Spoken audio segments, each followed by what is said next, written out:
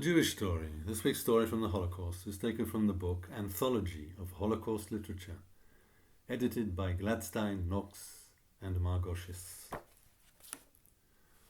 While working in Camp 1 in Treblinka, I saw our brethren being conducted into gas chambers and the fearful agonies they were forced to suffer. New trainloads arrived.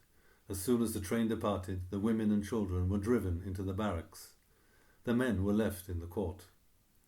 Then the women and children were ordered to disrobe. The more naive women took out towels and soap, thinking they were about to bathe.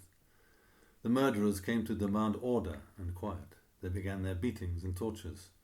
The children cried, grown-ups sobbed and shrieked, but nothing availed. The lashing became more powerful. It weakened many, gave strength to others. Then the girls and women entered the barber's shop for hair cutting. Now they felt sure they were going to the baths. Through the other exit, they were conducted to Camp 2, where they stood naked, awaiting their turn in the bitterest frost. Tiny tots stood barefoot and naked in the open. For a long period they waited their turn in the gas chambers. The children's feet froze to the earth. They wept and shuddered. The Germans and Ukrainians paced up and down the ranks, beating them. Ivan's favourite victims were the little ones. When he assailed women who begged him to desist because they held children in their arms, he would tear the child from the woman's grasp, tear it in two, or holding it by feet or hands, smash its head against a wall. These were not rare instances, they were repeated at every few steps. The men suffered 100-fold more terribly.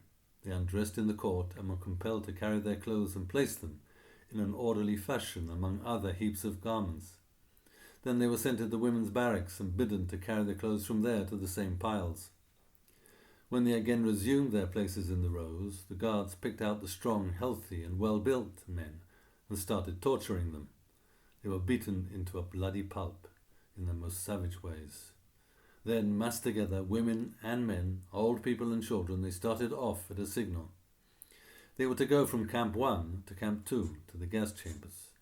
When they came to a certain small building, an official seated there ordered them to surrender all articles of value. Some, under the illusion that they were permitted to live, took the trouble to conceal everything possible. But the hangman found everything, if not before death, then after.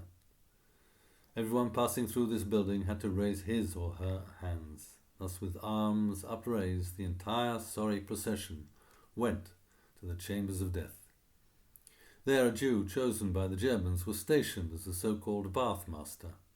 He ordered everyone to empty the room at once, since the water was becoming cold, and thus they were forced in, amid shrieks and blows. As already related, the space was very narrow.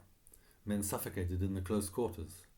Since the motor for the new chambers was functioning poorly, the unfortunates there, unable to move, suffered interminably. Not even Satan could have thought of more fearful torment. When the chambers were reopened, some few might be found half alive, and they were dispatched by rifle butt, a bullet, or vigorous kick. Sometimes the victims were left in the chambers all night without using the motor. The close confinement and pressure were able to kill most of them, but many remained alive, particularly the children, who had greater endurance and were removed, still breathing. A German revolver, however, soon remedied this. Perhaps the worst part was the standing stark naked in the frost, awaiting the horrible death, but the chambers themselves were no less horrible. The hangman greeted each new contingent with wild joy. To allay suspicion of their ultimate disposition, the deportees had been sent in passenger coaches and permitted to take along everything they considered needful.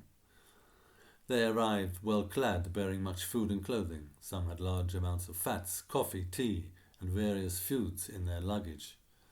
But upon arrival they were dragged from the cars and realized the horrible truth quickly enough. On the second day, after laborious hours of burying them, there was not a sign left of them save their clothes and food. The number of trainloads grew from day to day.